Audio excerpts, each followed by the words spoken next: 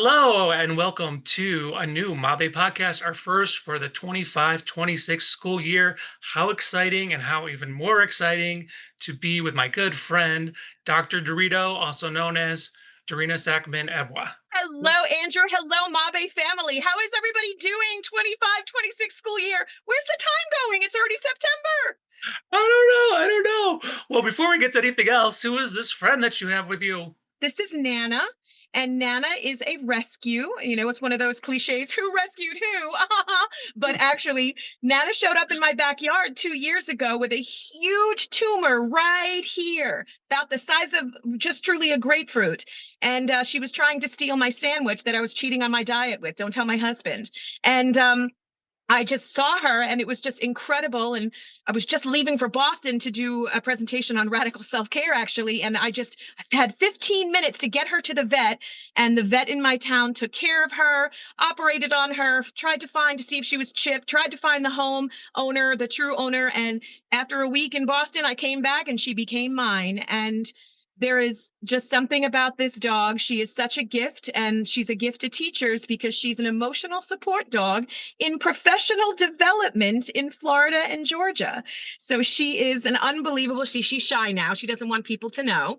And she goes into professional development where we're having some heavy conversation. It's a challenging time right now. And so I want to make sure that there's this amazing dog that can raise the oxytocin in everybody and still have that serotonin as well, so that people feel safe, but also can be a leader. And that's what Nana does. So she'll be within this podcast as well, Andrew.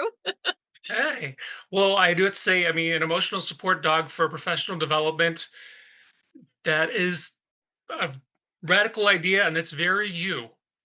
Um, but taking a step back, I first met you. I went to a Nabe, not Mabe, that's Michigan, Nabe National Conference, pre-conference session on radical self-care, not really knowing what to expect. And, I'm forever transformed. I mean, and I don't use that word lightly. In the space that you're in, which is a long time coming. Like, where were you 25 years ago when Junior Andrew was like, trying to just do everything exactly right all the time and just, didn't have the boundaries that I have now to know how to make it better, for my students and for myself. But you're in this space, and I don't know that I could, not that I want you to, because we're here, we can talk, right? But to say what you do in an elevator pitch, I don't know if I could really put my finger on what you do exactly. But you would probably be able to describe it much better than I am. But along with that, how did you come into this space? Because it is so brave of you to go out and do this. And here you are, everybody loves you. You're getting the work and you're talking about these things that are so crucial that very few people are really talking about.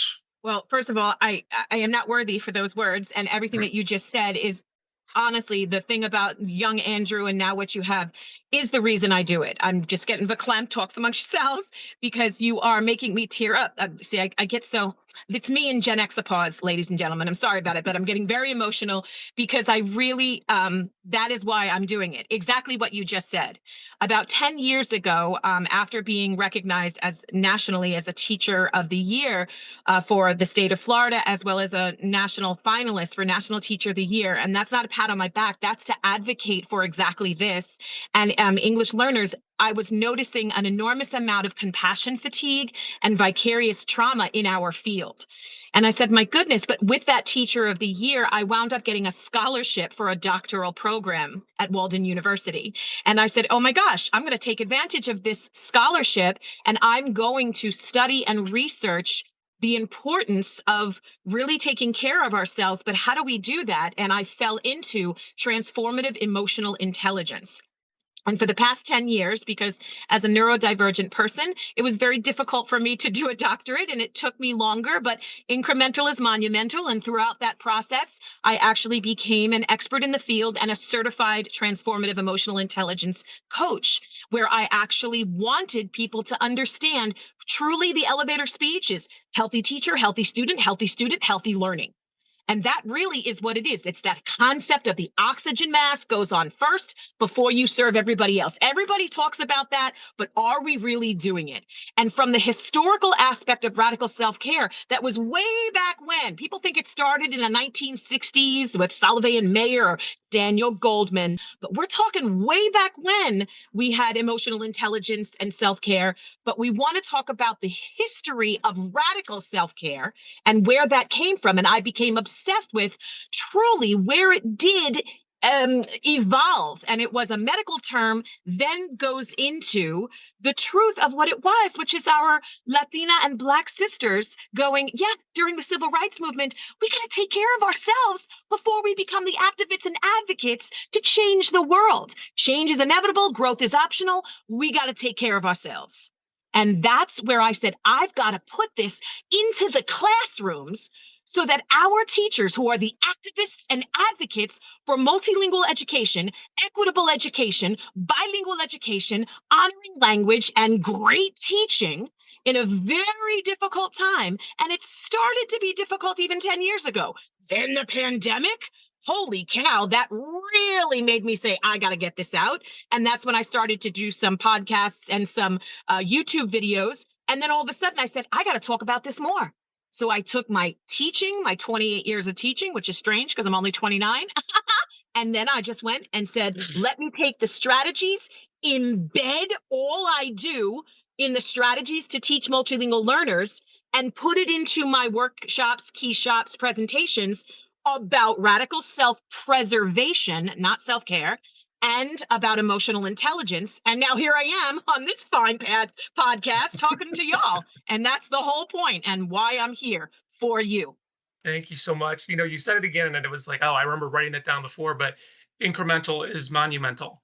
I mean, how often education, it's just like they're always searching the new thing for the quick fix, I feel like. And it's okay, we started this last year and we didn't get the results we wanted. So we're going to do something totally different. Or, we even gave it 2 years, we even gave it 3 years. And, instead of looking at, again, like some things take time, or else, we switch programs, not because the other one was failing, just, times change, we need to evolve. That's not the messaging. The messaging is like, oh no, it was just not working. So we need to do something totally different. So we're just going to change everything. And then again, the teachers say, whoa, whoa, whoa, I was just figuring it out. I was just getting comfortable. And then they got to hustle. And yeah, we know, right?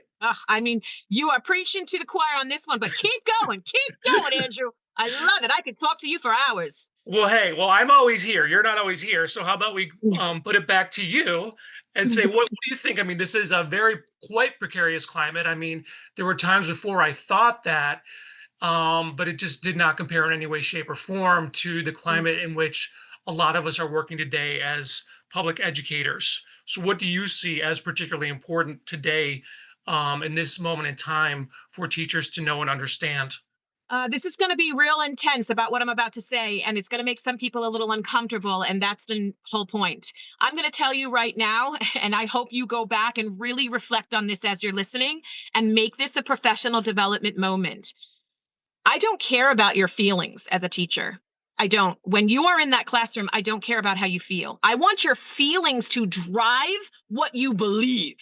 Okay. Education is not about how you feel. Yes, we feel for children, we feel for our subject. Yes. But what do you believe?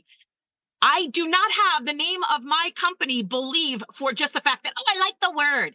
It means be educated and lead to inspire and empower via empathy, excellence, English, however you want that E to be. But what I want you to understand is that it's not about how you feel. And in today's polarized, I'm not yelling at you, I'm just really passionate about this. It's just that in today's polarizing society, people are reacting, not reflecting. And reaction breeds regret. We need to react, reflect, so that we refine to become the fine teachers that we are. That whole alliteration goes very far. And what I mean by this is that you feel a certain way. Okay, that's fine. That's a side of your brain. That's the bottom part, your limbic system. It's responsible for feelings and trust. And that's where you're like, okay, this is what I feel about what's going on in the world today. This is what I feel about budget. This is what I feel about what's happening to the DOE on a national level. This is what I feel. Oh my gosh, I feel this. Great. Let that feel drive what you believe. Because feeling and believing are two different things. The feeling, the emotion, great, but I need to know the fact, not the feeling. And when you teach with fact over feeling, you're a better teacher, a better activist, a better advocate, and you yourself are in check of your own self awareness and you feel better when you teach. This is not me, this is backed up research, and that we will discuss in Mabe. And I'm just really excited about that. But what I'm talking about in conclusion of all of this is what do you believe, not what you feel when you are teaching. Do you believe in your subject? What do you believe when it comes to equitable education? What do you believe when it comes to policy? There are teachers who do not know about what's happening in their state. This is important, not what you feel about what's happening, what you believe to see what's happening and what you believe you could do. Okay, these are the things we have to work on. Then we'll go into the power of what you have control over and what you don't to calm yourself down because you feel like you're helpless. But that we'll talk about in Mabe. But this is what I want you to do. And then I can show you, I'll stop talking for a minute, on how you can frame your thinking by honoring sentence frames, a strategy for multilingual learners.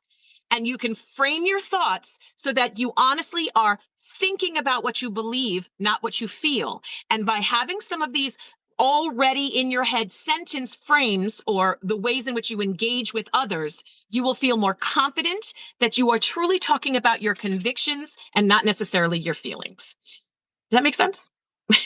Yeah, so I mean, I know, but also I've heard you discuss this somewhat before, some a little easier. But I know also you have so many resources on your website where you have these frames. Um, yeah, it's just there's a lot to think about there. Sorry. It Um, is. It's a lot. And for an example, for a frame, to frame your thinking, if let's say there's something that you're feeling about, you have a strong emotion about, you want to say to yourself, I am feeling doo about diddy because da da, right? Then that's your feeling. Then you want to say, I am feeling doo about diddy because I believe da da. See the difference now? So first you're putting your feelings there. I am feeling da-do about the D because da-da. Then you say, okay, once I've really sat on my feelings, now I know I'm feeling da-do about the D because I believe da-da. From there, you say some possible solutions are. And that is the sentence frame I live by every single day, even with my husband. And I do that sentence frame a lot with my husband, but I digress. well, would you give us an example? Yes. Okay.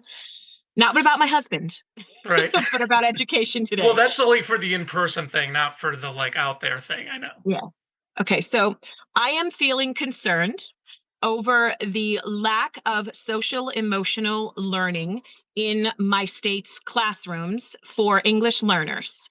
Um, I am feeling to do about Diddy because I believe the current situation about immigration and ICE is something that needs to be addressed and not put on the burner. See it? So Hmm. that's my concern in my state where I live right now. I'm not going to say where. You can look me up and then you can start twitching just like I do. Hmm. Then I now say I am feeling concerned about the current social and emotional situation and lack thereof in the classrooms for English learners in my state because of the current immigration situation, the ICE situation. Because I believe, right, that we should still continue with what the law is, which is that every child, regardless of status, has the right to a K through 12 public education that still is available, that still is part of the law of the United States. So we have to follow the law. That is one. Some possible solutions of this are writing to my representatives, writing to my governor, writing to Congress, speaking at my local meetings, speaking at my at the Department of Education when they have open forums. These are the possible solutions. Other possible solutions are knowing the actual terminology in my state. They do not, and we are not allowed to use the term social emotional learning at all. We could get in trouble for it as educators.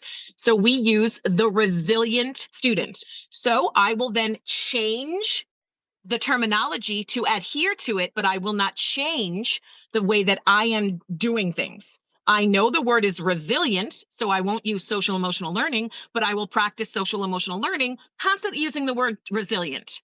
I'm not stopping what I'm doing. For me, it's a matter of semantics. You want resilient instead of SEL? You got it. There we go. There's my compromise, but I'm still going to be putting that into place. And then if someone questions me, my activism and advocacy will be then researching the data and the status on children and vicarious trauma for me, compassion fatigue, and all the trauma they're going through. And I will back that up and say, I am feeling this about this because of the data showing this when it comes to students and trauma informed because of what's happening with immigration and ICE. And I know that topic is very difficult. And people say, in a professional development in this state, I was told I am not to discuss anything about ICE. I no longer work for that person. That is my activism and my advocacy. I have to make very strong choices for what I believe, not what I feel. Did you notice that throughout that whole thing, I did not talk about what I felt? Now, I know I went all over the place, and I can put this down in writing for you that you can add as part of a link on the podcast so that we can show this formula and see, and that a perfect example that you gave us and I gave with you so that people can understand how to do that themselves. Because I know with my neurospicy brain, I'm talking all over the place, but I really want you to see how that is a practice of framing your thoughts. Yeah, well, I mean, 2 things. First of all, I think a lot of people are neurospicy.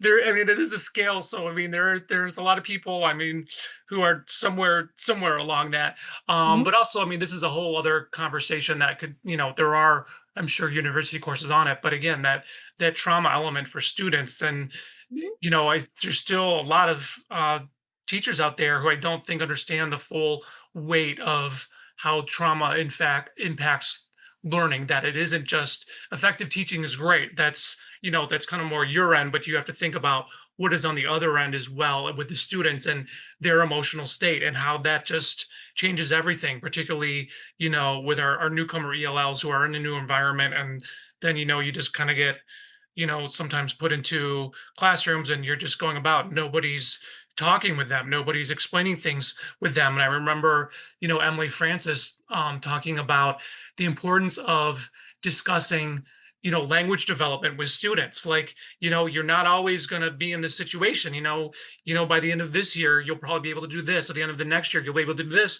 And I always said the good news is you only have to learn the language once and then you know it.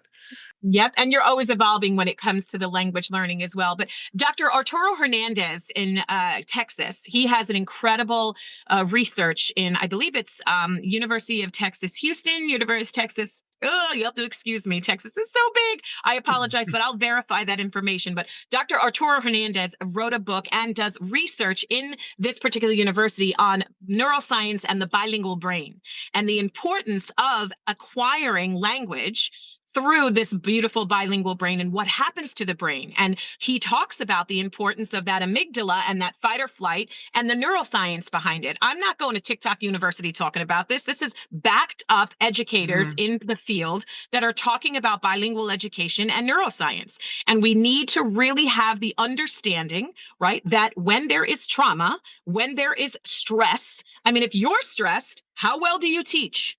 When you're stressed, how well do you plan a lesson? Are you going to just throw on teachers pay teachers? Ugh, not vet it because you sometimes teachers do that. And the reason we have to do that is because we're so stressed out with so many other things, talking about our own emotional intelligence, talking about our own radical self-preservation, not getting your nails done, which as you can see, I do not do, but getting your nails done or going to play golf or going fishing without addressing the situation, framing your thoughts with those sentence frames. That is something we also are going to talk about at Mabe. You can't just say, I need to get away from this right now. No, you've got to address the situation so that you can teach better, so that you can teach students who are in fact going through this. And you can help yourself so that that vicarious trauma and compassion fatigue doesn't happen. And it happens a lot in our field. It happens a lot when working with marginalized students. And it's happening more than ever as there is a threat to our public education. There are many things going on that people are trying to pick out for teachers, from lack of funding for to what teachers can say and cannot say. There's so much going on for us. So what we have to do is, yes, compartmentalize, but we must address them, not push them in the back burner. And when we address them within ourselves, then they're less likely to come out in ineffective teaching or fatigue, burnout. My job, my mission for the rest of my teaching career, for the rest of my life in general, because this is also something that goes and bleeds into you on an everyday basis, is I truly want people to just find that joy, of course, but I really 100% want people to feel safe, and I want people to feel good, and I want people to understand their own self-awareness of their emotional intelligence to be better for themselves and for others. And that is truly a mission that I just want to do, because that will be, again, a healthy person. You then have healthy teacher, healthy learning, healthy students, healthy learning, excuse me. So that's, I know I'm getting too excited because there's so many other things I want to say, but there's just so much about this that we really should discuss, so that we have these courageous conversations about what's important for us, so that we can be the true effective teachers and be educated to lead, to inspire and empower via empathy. Right on. Well, there's still, a bajillion different directions we could take on this. And I know I will talk to you some more and I will see you some more. And yes, yes, yes, how exciting. You're coming back to Mabe this year. Do you remember what I said last year when I introduced you? There was, because you were the last session. And I I mean, said, because there was a my cup, raffle. Hmm? yes, Do you remember the my cup raffle? runneth over. When you talk, it's my cup runneth over. But go Okay. ahead. What did you say? But no, because we have a little incentive of an Amazon gift card for the last session, just to get people to stay. And you're great for that last session because you're just so high energy. But I did say that your session was worth more than an Amazon gift card, and that was the truth. My goodness. Well, And I'm thank you being for that. slightly facetious. And I know that you're saying that too, and I was going to go with that, but because my register of sarcasm with you sometimes is a little like, so I'm like, is he sarcastic or is he serious? I don't know which one, but I will tell you this: better even than an Amazon gift card. I'm sorry, now it's like a delayed reaction of how funny that really was, because your wit, is hysterical. But Nana over here, one of my tasks, if Mabe allows it, is I will drive to Michigan so that Nana can be part of Mabe. So that was the other thing that I wanted to say, that if possible, and I dress her up with a Mabe t-shirt, and she has wings that glow in the dark, and she could be an emotional support dog for Mabe if Mabe will allow it, and if the venue would allow it. And I will drive with her and take a road trip just so I can bring her. And she's an old girl that can't fly, and I am an old girl who can't fly. So I'm good to go if I can drive. And I would love to invite everyone to just see Nana if that's something in the works. Yeah, I don't see why we couldn't. And that's right up there with the advice booth. My The advice booth. Peanuts era, Lucy. What does it say? 5 cents? Yes, it's just, instead, if I will be at Mabe with an advice booth, that it was so successful the last time and everybody went crazy over it. We wore tiaras, we had so much fun. But basically, like Lucy from the Peanuts, but it's not a Hmm. psychiatry thing. I'm just a multilingual coach and a transformative emotional intelligence coach. And when you have a question, you come up to me, I give you a fake coin, you pick from it, and you take a bag of Doritos, and then you hand me the coin and then ask me any questions that you want. We raffle off so many different things, from tiaras to t-shirts to hats, and we just have a lot of fun. But the most important thing is I am there for you to answer courageous conversation questions. Sometimes you don't know where or a safe space for you to ask questions. Although I might not to be able to answer for the state of Michigan, I will answer for your state, meaning your state of mind, your heart, and who you are. That's what I'm there for, because I just want you, again, to believe. Awesome. So some other time too, people got to learn about the French, but I think that's going to be for another conversation. But thank you so much for coming. Can you please just tell us too, though, in case somebody's hearing this and they don't have access to links, your website, socials, wherever people can find stuff about you. Thank you for that. I am horrendous with this, but my husband has actually told me during this time I should be updating everything. So my blog comes out very soon. My vlogs come out very soon. You can reach me at dorinasackman.com. I'm with Believe with Dr. Dorito on Facebook, or just Dorina Sackman or Dorina Ebuwa. I'll find you, friend me, we'll be good to go. And I'm on that X one at Dr. Dorina Ebuwa. And but you can find all of that information on dorinasackman.com. All right. Thanks so much, Dorina. Looking forward to seeing you again soon. Woohoo! Bye, Andrew. Bye, Bye. everybody.